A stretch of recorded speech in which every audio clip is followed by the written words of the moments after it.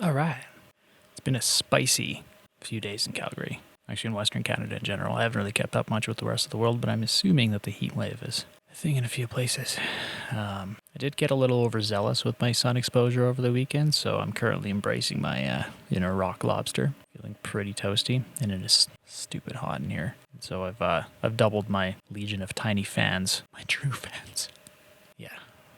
Anything air conditioning related sold out everywhere, and I knew it was going to happen. But did I avoid saving it to the last minute? No.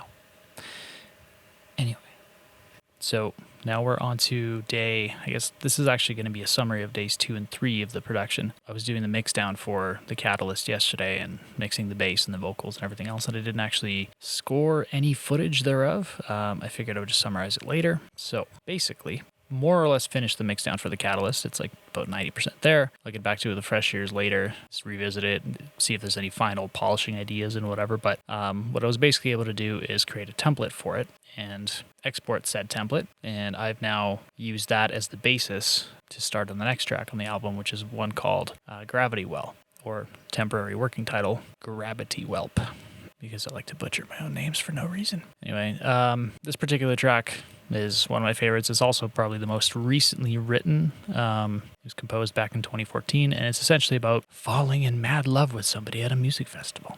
More on the actual backstory later when I actually produce all the story content that goes behind this album, but I'll elaborate on its origins and whatnot there. But essentially what I did was I saved all the mix settings from the other track. I just disabled all the plugins and everything else, and then just adjusted the tempo. The previous one was 130. This one's 150. Dumped in the MIDI file for the drums and did a bunch of editing to make sure that the mapping is correct and is properly translated over from the previous version of Steven Slate drums to the current one. As well, I went in and just did a bunch of other edits, just moved some stuff around, kind of further enhanced the parts, just got pretty meticulous with the programming a little bit more, building on what was there previously, made it just a little bit better, and I'll probably keep tinkering it with it as time goes on. But for now, that track is frozen, just to save the CPU. From that drum track, I exported the kick track on its own separate thing, the snare onto its own separate thing, layered with another snare. The toms are on their own track. There's the not drum bus that is sidechained to the kick and the snare, just to duck out a little bit every time one of them rings out. The bass is a monster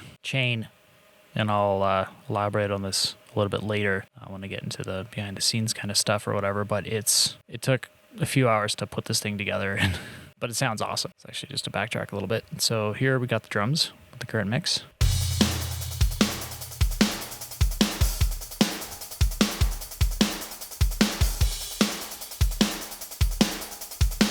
And the bass.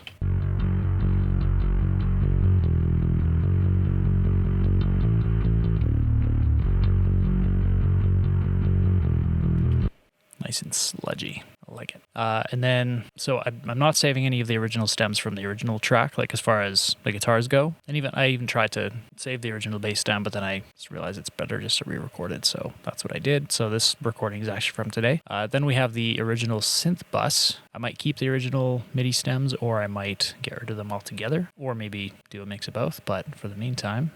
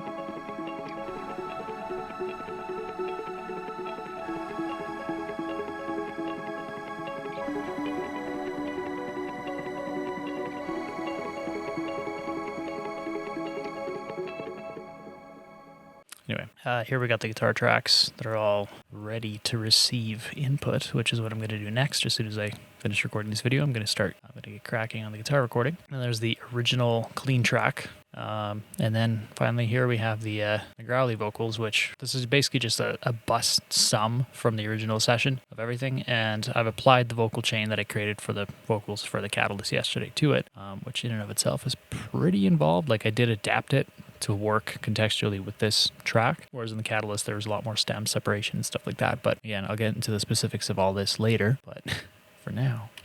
Meeting in the void, souls go resolvely compelled.